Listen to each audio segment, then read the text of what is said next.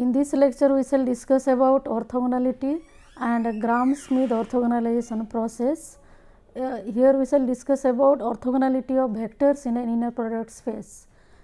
Recall that in the previous lecture, we have generalized the distance or length concept of vectors. That is, we have defined that length of a vector and distance between two vectors. So, here in this lecture we shall discuss about that angle between vectors, or that is orthogonality.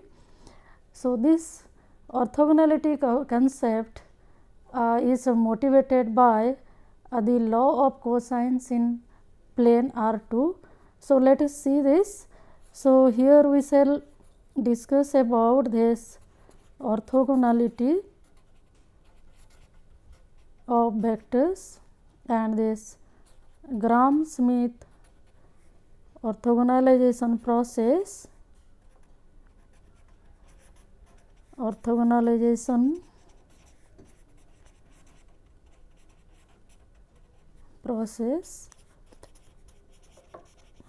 So, this orthogonalization concept has been motivated by the law of cosines in R2. So, the law of cosines in R2 or in a plane, Euclidean plane, is given by this u minus v norm square is equal to norm of u square, that square of norm of v minus twice norm of u norm of v cos theta. Say this be equation 1. Here the vectors u and v, they are vectors in R2, u and v are vectors in R2 and theta is the angle between u and v. So, this norm we have considered with respect to the inner product in R2. So, the vectors u and v are like this, that if this is the vector u and this is the vector v, then this u minus v will be this vector, or in other words, and this angle theta is angle between u and v, or in other words, these are three sides of a triangle and this cosine law that holds for this triangle. So, this one, if we write the in terms of inner product, then this one gives that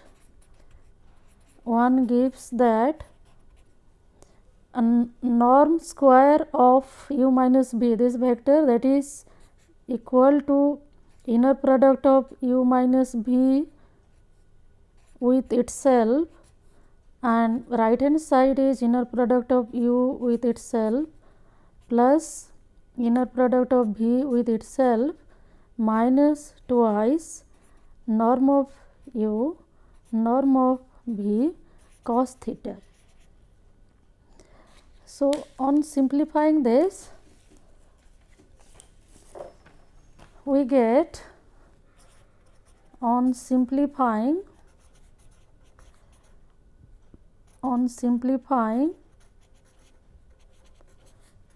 we get minus 2 times inner product of u and v, that is equal to minus 2 times norm of u norm of v cos theta, or cos theta is equal to inner product of u and v divided by norm of u times norm of v. Of course, here u and v are non-zero vectors, that u and V are non-zero vectors. So, this says that if u and v are orthogonal, that is if u and v are orthogonal or u is perpendicular to v, then we get then value of this cos theta, that is cos pi by 2, and this is equal to 0. So, this implies that right hand side, this inner product of u v is equal to u and v is equal to 0, and conversely if this inner product of u and v is equal to 0, then this value of cos theta will be equal to 0 or theta is equal to pi by 2, that is u is orthogonal to v. So, this says that if u and v are orthogonal to each other, then this inner product is equal to 0 and the converse is also equal to 0. So, it says that, so on summarizing we can write this, that u inner product of u and v, that is equal to 0 if and only if u is orthogonal to v. So, motivated by this concept, that one defines this orthogonality for vectors in an inner product space. So, here we shall define this orthogonality of vectors,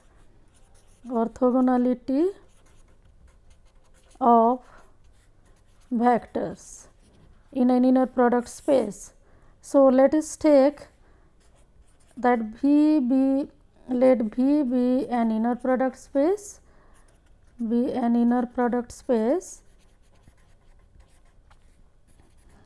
then vectors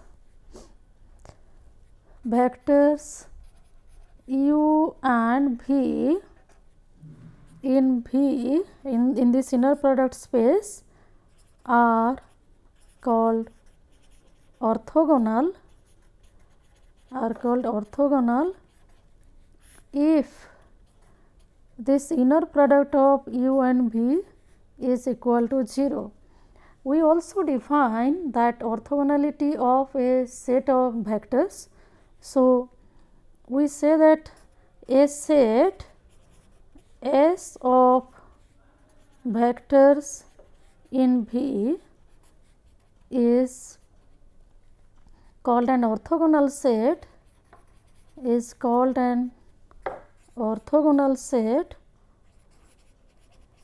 if every pair of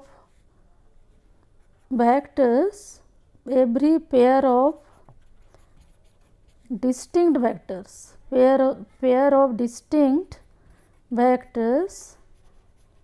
in S are orthogonal.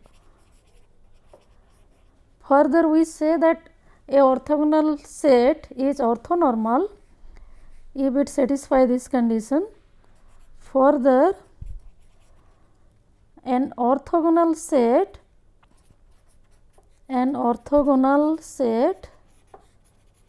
S is called orthonormal if norm of every vector is equal to 1 in this set S, if norm of V is equal to 1 for all vectors V in S. So, next we shall discuss about an orthogonal basis. So, earlier in case of a vector space we have seen a basis. So, now we shall define an orthogonal basis. So, this orthogonal basis,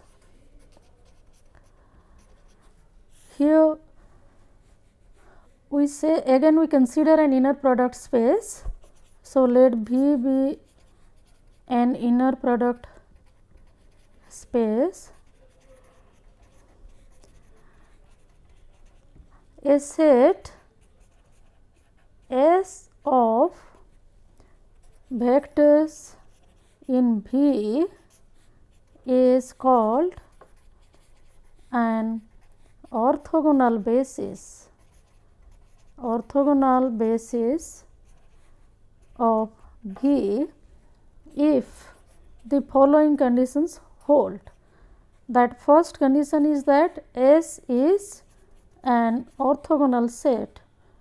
S is an orthogonal set, and second condition is that S is a basis for V, that is a set of vectors in an inner product space is an orthogonal basis if it is basis and every pair of distinct vectors in S are orthogonal.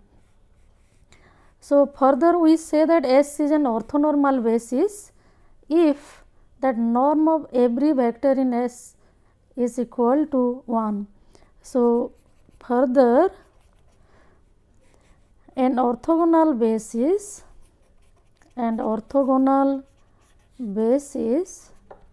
S is an orthonormal basis of V if norm of every vector is equal to 1.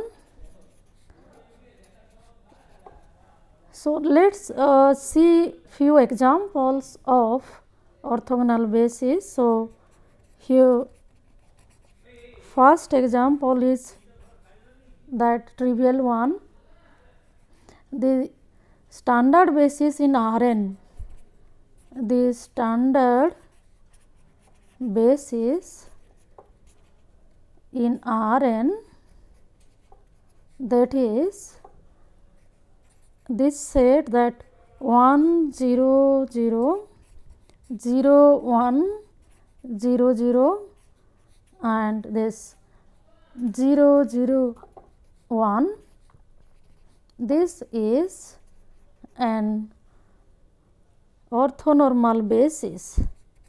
This is an orthonormal basis for Rn. So, second example is like this. Here we shall see that this set consisting of vectors 1 1 minus 1 1 is an orthogonal set, is an orthogonal set in R2 with respect to the standard inner product, with respect to the standard inner product.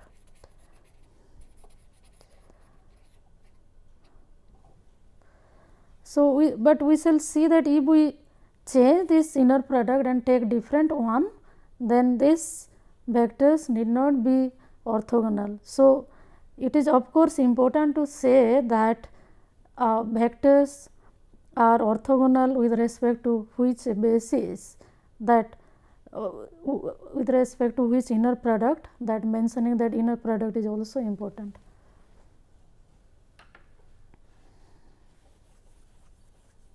Take this inner product of these two vectors 1 1 and minus 1 1, and this we get 1 into minus 1 plus 1 into 1, and that is equal to 0.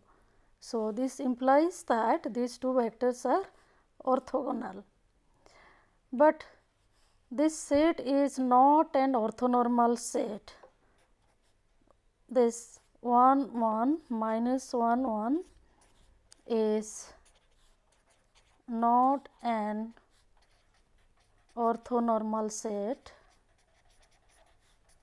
because that norm of this vector 1 1, that is equal to the positive square root of inner product of this vector with itself, and that is equal to square root of 2.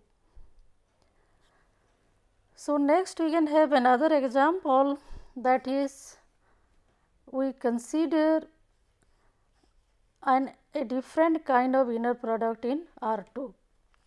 So, one checks that this mapping checks that for the vectors u say that is x 1 x 2 and v is vector y 1 y 2 in R 2,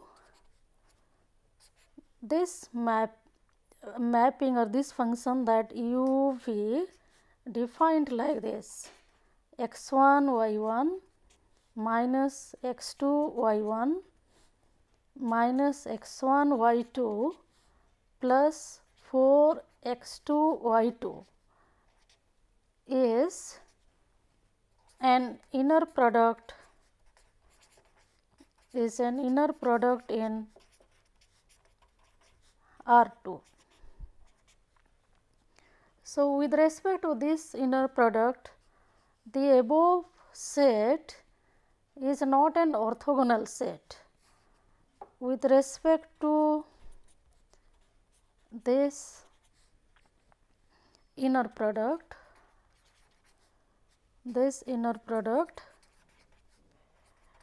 this set consisting of vectors 1 1 minus 1 1 is not an orthogonal set, because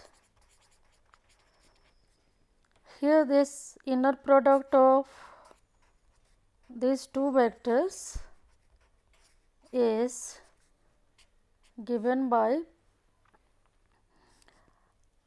here we get this 1 into minus 1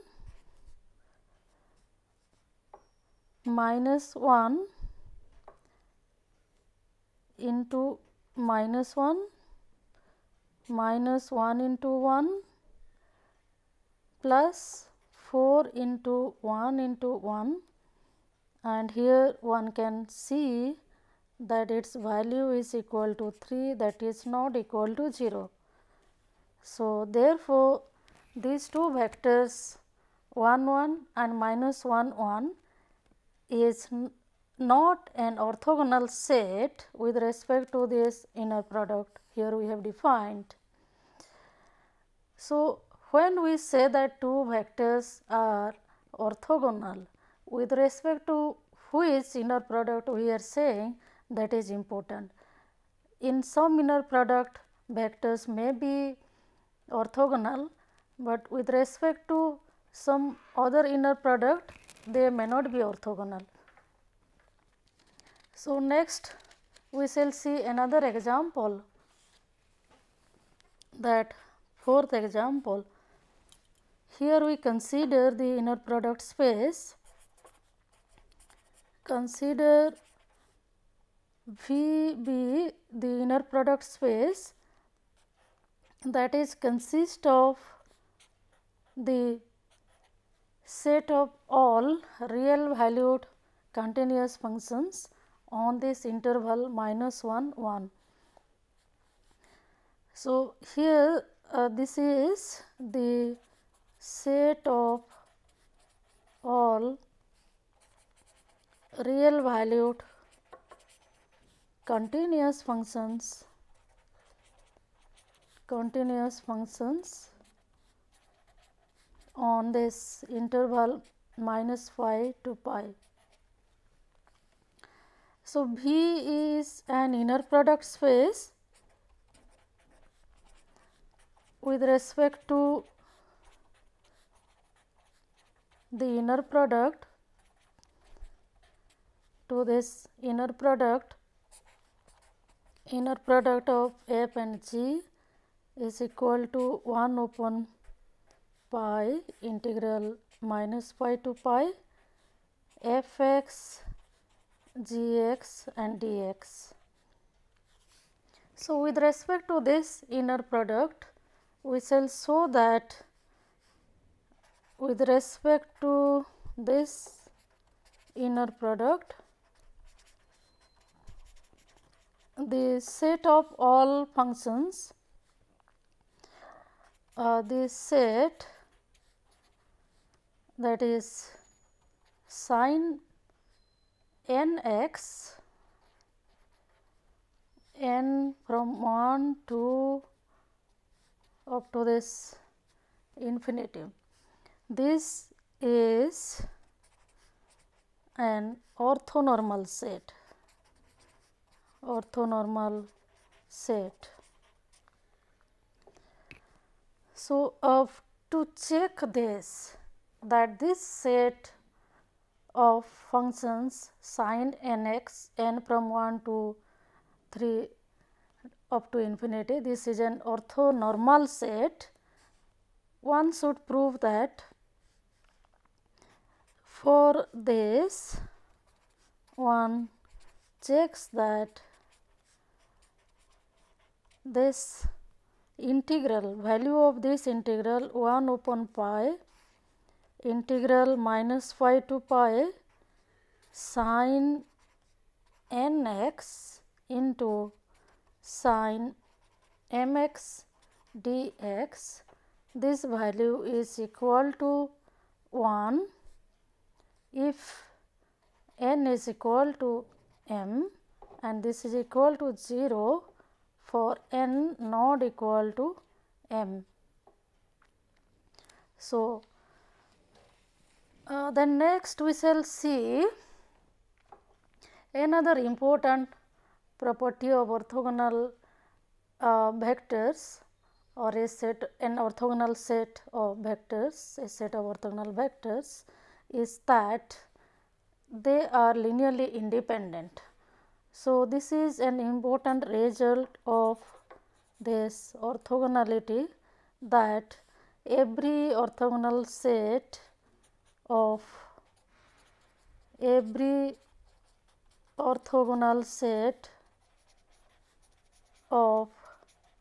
non-zero vectors in an inner product space,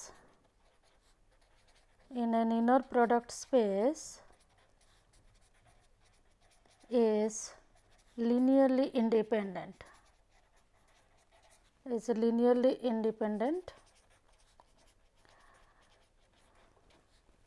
So, here this set of vectors, that consisting of orthogonal vectors, may be finite or infinite, but in any case this will be a linearly independent set. So, let us consider, let S be a finite or infinite set of non-zero. Here we are considering non-zero orthogonal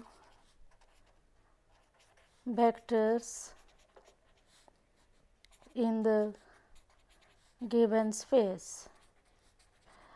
Well, here we are considering non-zero orthogonal vectors.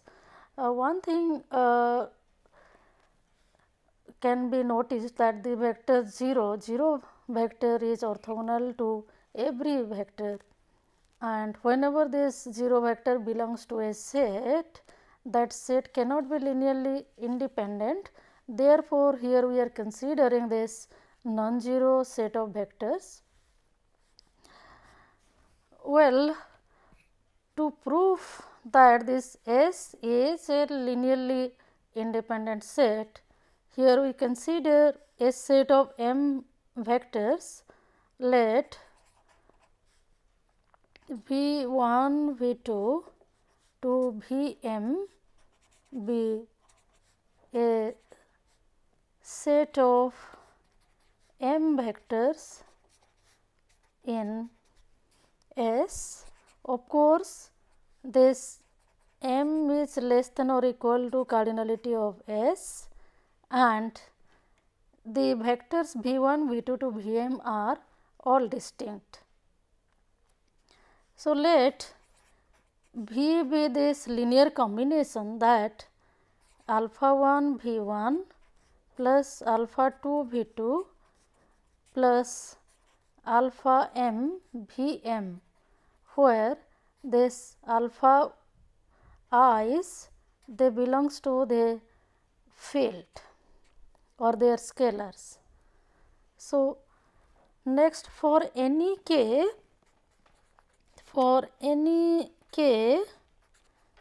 lies in between 1 to m, we can consider this inner product of V with V k, and this inner product is from the property of the inner product. We can see that this is equal to sum of this summation alpha I v I v k, inner product of v I v k, I from 1 to m. And since this v 1, v 2 to v m are orthogonal vectors, so for I not equal to k, this inner product is equal to 0. So, therefore, we get this is equal to alpha k times this inner product of v k with itself. This follows from orthogonality of the vectors v 1, v 2 to v m. So, then since v k is not equal to 0, since this v k is a non-zero vector, inner product of v k with itself, that is also not equal to 0. Therefore, we can have this value of alpha k can be written as inner product of v and v k divided by this inner product of v k with itself, or in other words, this is equal to inner product of v and v k divided by norm square of this vector v k. So, this is true for all k from 1 to m. So, therefore, if v is equal to 0, then alpha k is equal to 0 for all k from 1 to m. Hence, this S is a linearly independent set.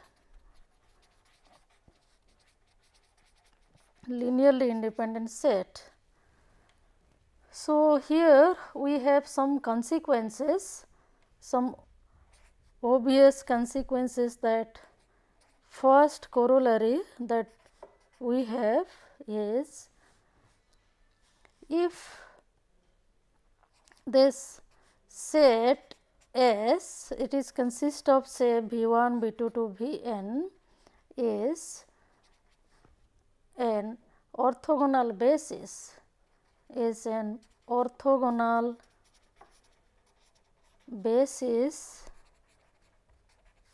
for this inner product space V, then it is easy to determine the coordinate of every vector in this inner product space. Then for every vector for every vector v belongs to V, the coordinates, the kth coordinate of V is given by this inner product of V with V k divided by V k norm square. That is the same thing we can write, that is, if this V is equal to say alpha 1, alpha 2 to alpha n belongs to this inner product space, then this kth coordinate alpha k is given by inner product of V and V k divided by V k norm square.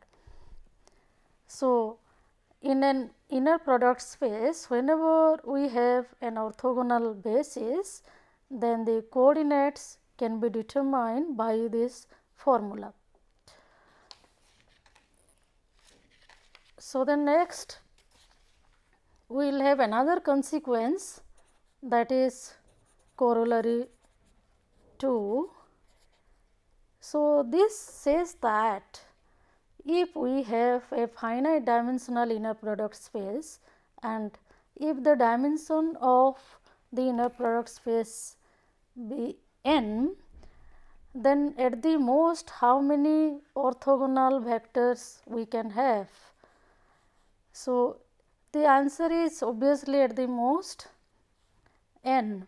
So, if V is an n dimensional inner product space, n dimensional inner product space, then V can have at the most n number of orthogonal vectors. V can have at the most n number of mutually orthogonal vectors. So, this is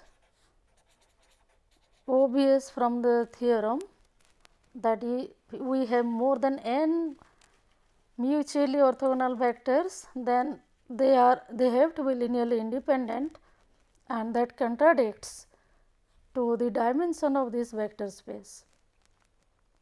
Next, we will see another important result of this inner product spaces is that given any set of linearly independent vectors, we can construct orthogonal set of vectors from those given linearly independent vectors, and that process is called Gram-Schmidt orthogonalization process. So, here this method is called Gram-Schmidt orthogonalization process. So, this result we write as a theorem. So, this theorem is like this. We consider an inner product space V, let V be an inner product space, and V1, V2 to Vn be a set of linearly independent vectors, linearly independent vectors in V. Then from this set of linearly independent vectors, we can construct a set of orthogonal vectors like this. Then one can construct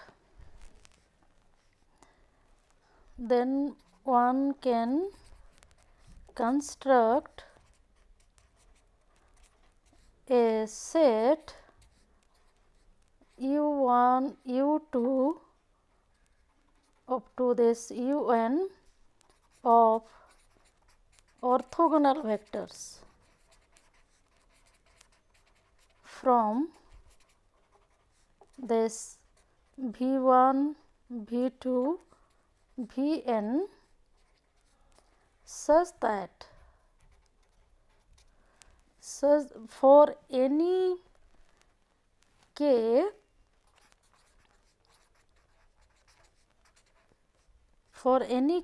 k lies in between 1 and n, this set of vectors u1 u2 up to uk is a basis for the span of, that is, linear span of the vectors v1 v2 up to vk, or in other words, these vectors u1 u2 uk, they depends on the vectors v1 v2 to vk. For this is true for any k for 1 2 to n. So, here while proving this theorem, we use this Gram-Schmidt orthogonalization process. So, we construct the vectors u1, we construct vectors u1 u2 to un in the following way. So, that we write in this stepwise. Say first step is that we consider this I is equal to say 1, and second step we take this ui is equal to say vi, and third step we increase this I is equal to I plus 1, and then we check that if I is greater than n, then stop, otherwise we shall construct the vector ui in this way. This ui is equal to vi minus summation this inner product of vi with uj divided by norm uj square multiplied by this vector uj, and j runs from 1 to I minus 1. So, we continue this process, that fifth step, then go to third step.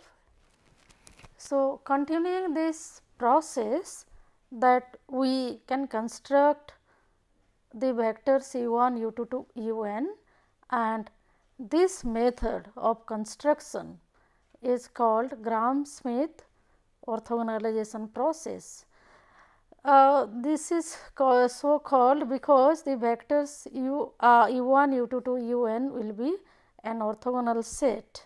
So, to prove this set u1 u2 to un is an orthogonal set, first notice that these ui's are not 0.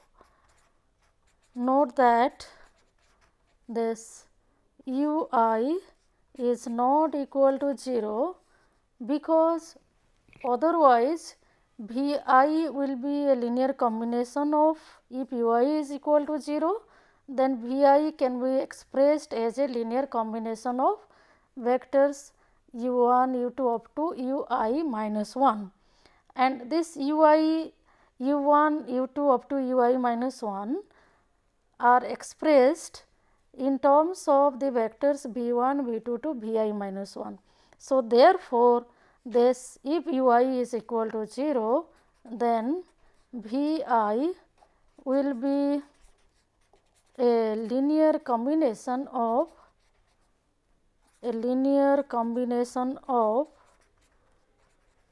vectors v1, v2 up to vi minus 1, and this is not true, because this set is a linearly independent set, v1, v2 to vi is a linearly independent set. So, this is not true, and hence each of this ui is a non-zero vector. So, next we shall check that this u1, u2, next we check that this set u1, u2 up to un is an orthogonal set. So, for this, for example, let us check this inner product u2 with u1. So, this u2 is given by v2 minus v2 inner product of v2 and u1 divided by norm u1 square multiplied by u1 and u1. So, on simplifying, we get this v inner product of v2 with u1 minus v2 inner product of v2 u1 divided by norm u1 square and inner product of u1 with itself, and this is equal to 0. So, this u1 and u2 are orthogonal. So, in general, for any positive integer, in general we can verify this. In general, for any positive integer m,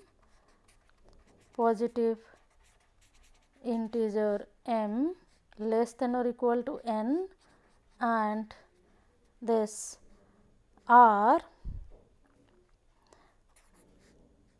greater than or equal to 1, less than or equal to m, we have this inner product of u m plus 1 u r. So, this can be written as u m plus 1 can be expressed as, from this construction, it is equal to v m plus 1 minus summation inner product of v m plus 1 with u j divided by u j norm square times u j from 1 to m and inner product with u r. So, here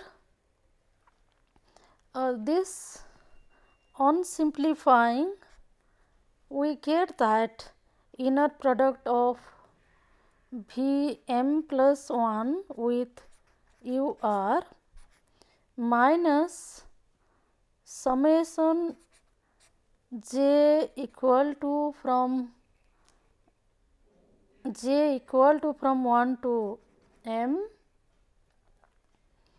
v m plus 1 u j inner product of v m plus 1 u j divided by u j norm square is equal, and this inner product of u j with u r, and this will be equal to, again from orthogonality, that this set of vectors, this v, okay, this we can get because it is true for all these lower values. We get this inner product of v m plus 1 u r and minus this v m plus 1 u r, because this we get v m plus 1 u r and this is equal to 0. So, this shows that the vectors u 1, u 2 to u n is an orthogonal set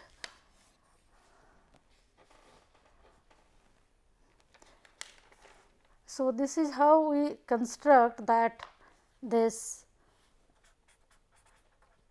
set u 1, u 2, u n is orthogonal. Then here we have to prove the last part of this theorem, that for any k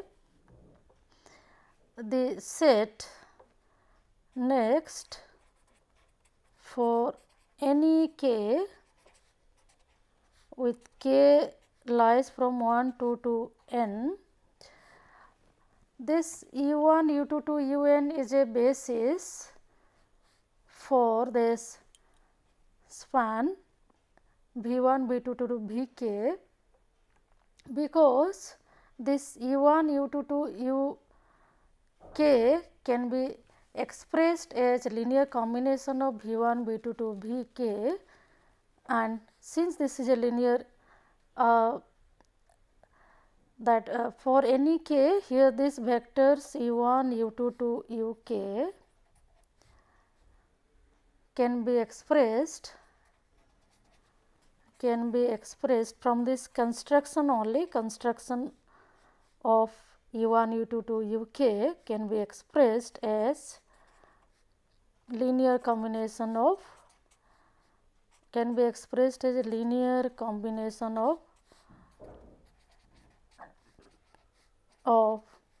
vectors v 1 v 2 to v k, and since this is linearly independent set u 1 u 2 u k is linearly independent,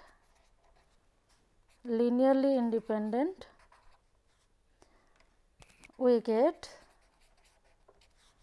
that this set is a basis, u 1 u 2 to u k is a basis for span of these vectors v 1 v 2 to v k. So, here we can have one remark, that from a given set of linearly independent vectors, not only we can construct orthogonal set of vectors, in fact we can construct an orthonormal set of vectors. So, here from this set of vectors v 1 v 2 to v k, and orthonormal set of vectors, say W1, W2, Wk can be constructed as Wi can be taken as Ui divided by norm of Ui. So, now this norm of all these vectors W1, W2, Wk will be equal to 1 and they are also orthogonal. So, this will be an orthonormal set. So, this suggests that every finite dimensional inner product space has orthonormal basis. So, from here we get this result that every finite dimensional inner product space has an orthonormal basis. Every finite dimensional inner product space has an orthonormal basis. So, this we can construct from this Gram-Schmidt orthogonalization process, and then from this remark we can get orthonormal vectors. So, let us see one example that applying Gram-Schmidt orthogonalization process, how to construct orthogonal vectors from a given set of linearly independent vectors. So, here we consider R3 with the standard basis, with the standard inner product,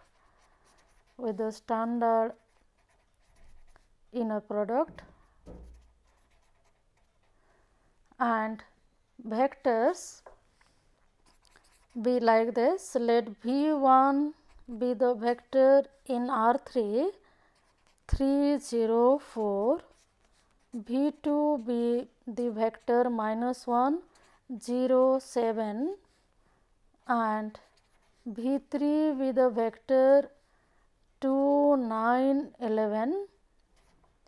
So, easily one can see that V1, V2, V3 is a linearly independent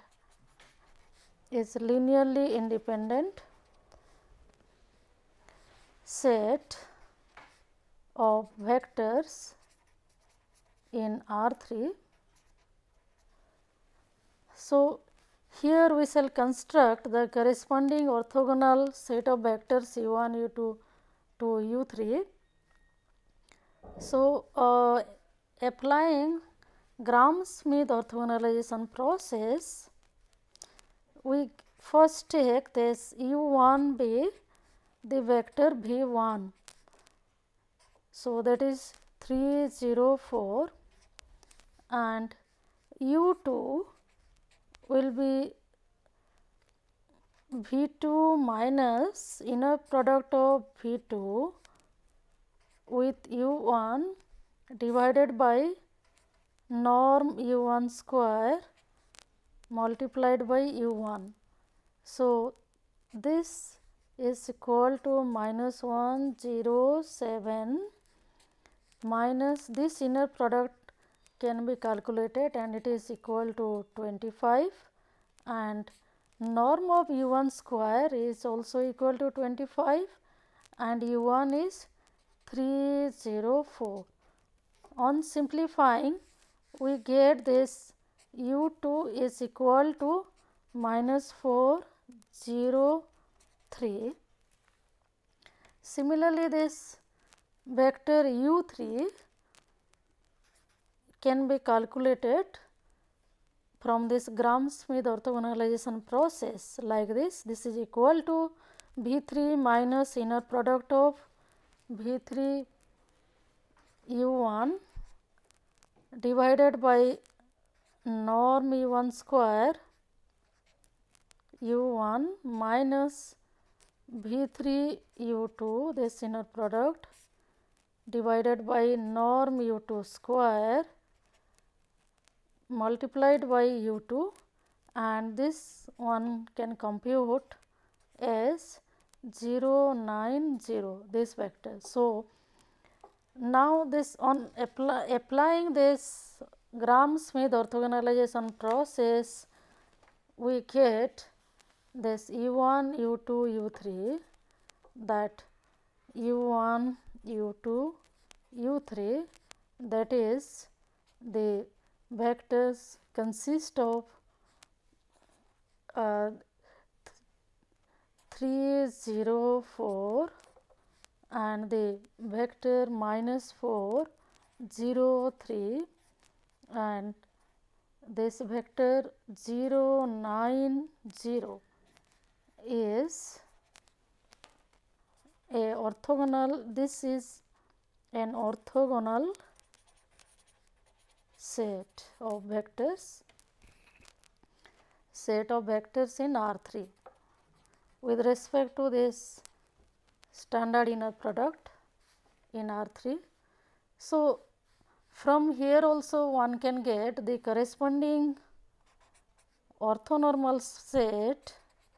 Further, this set that ui divided by norm of ui, I from 1 2 up to 3, this set, that is norm of u1 will be 5 3 0 4, norm of u2 is also equal to 5, and that minus 4 0 3, and this vector, that 0 1 0 is the orthonormal set obtained from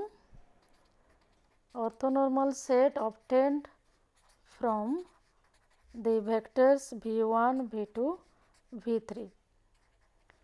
So, this is how one can apply that Gram-Schmidt orthogonalization process and get a set of orthogonal vectors, and also further one can get a set of orthonormal vectors from the given set of linearly independent vectors. Also, this Gram-Schmidt orthogonalization process one can apply and test the linearly dependency or independency of vectors. Suppose the given set of vectors v1 v2 to vn are given, and they are not known whether they are linearly independent. Then we consider the non-zero vectors v1 v2 to vn and then apply this orthogonalization process. Then at some step we get the some ui will be equal to 0, then the set of vectors v1 v2 to vn, the given set will be linearly dependent. Otherwise, we will able to construct an orthogonal set of non-zero vectors u1 u2 to un. Okay, that is all for the lecture. Thank you.